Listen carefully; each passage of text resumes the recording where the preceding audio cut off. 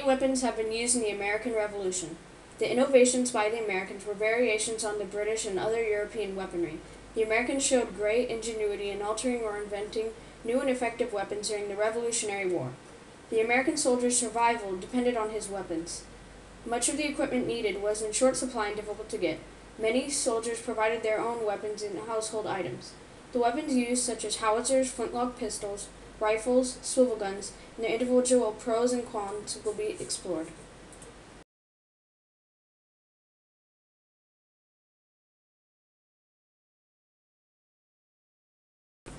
Howitzers are large cannons made from iron. Howitzers were originally developed to project bombs, but the bombs were too heavy and it needed something lighter.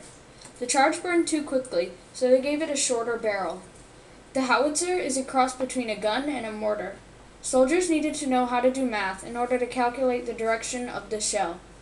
The smoke from gunpowder in the cannons was later called the fog of war because it was impossible to see through all the smoke caused by hundreds of rifles and cannons.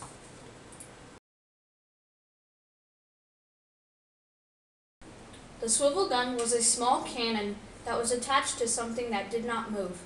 It was effective when there was one person operating it. Because of it being mounted to something flat, it could move to point to any target. But the swivel mechanism could not stand heavy recoil, so it was not that effective a weapon.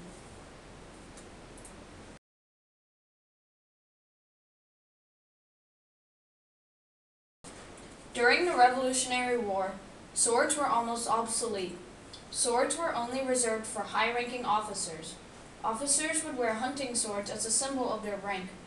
They could be decorated with expensive materials such as silver and ivory. The problem with swords was that it would be obvious to the enemy who the officers were because they were the only ones that had fancy swords. Rifles were called the guns that made victory certain in the American Revolution. The rifle was used in Europe for hunting, but was not thought to be a good military weapon because it took a long time to reload.